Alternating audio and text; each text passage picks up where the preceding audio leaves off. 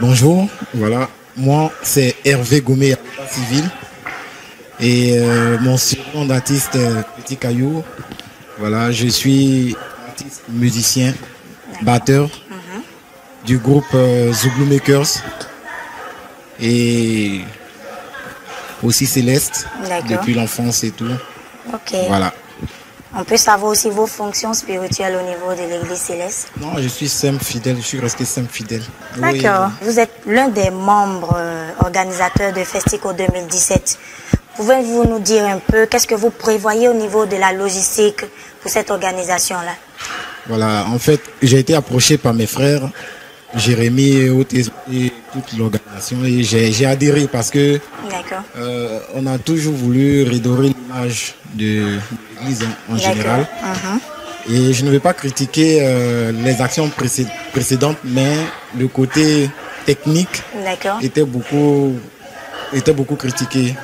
Donc pour cette année, comme il y a une nouvelle équipe, et il fallait quand même, vraiment nous qui sommes du domaine de la musique, il fallait quand même voir les choses de manière professionnelle. Donc j'ai été très content et j'ai tout de suite donné mon accord avec ma petite expérience que j'ai dans le milieu pour trouver vraiment toute une logistique professionnelle.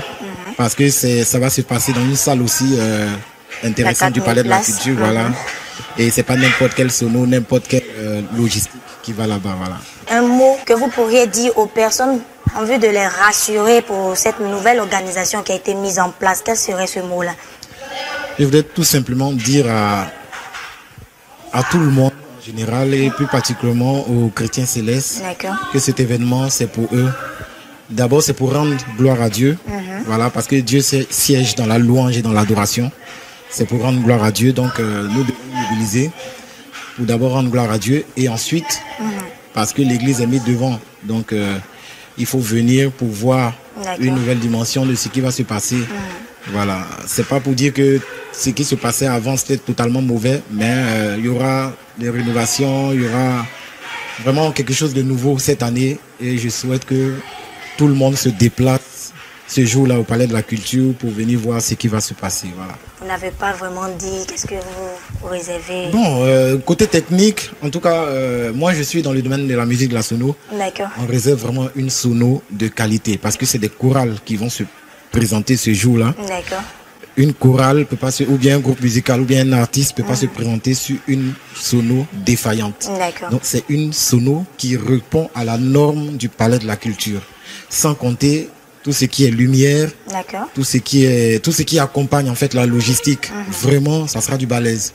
Voilà, je ne vais pas rentrer dans les détails, mais c'est une sono de qualité, une technique de qualité pour vraiment mettre à l'aise tous ceux qui vont se présenter, qui vont prester ce jour-là. Parce que Dieu doit être glorifié dans toute sa dimension. Voilà. Ok, en tant que fidèle de l'église du christianisme céleste, quel conseil vous pouvez apporter à vos frères jeunes célestes de Côte d'Ivoire?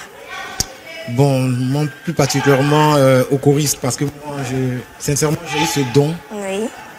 J'ai pas appris, j'ai eu ce don à l'église céleste et nous sommes beaucoup.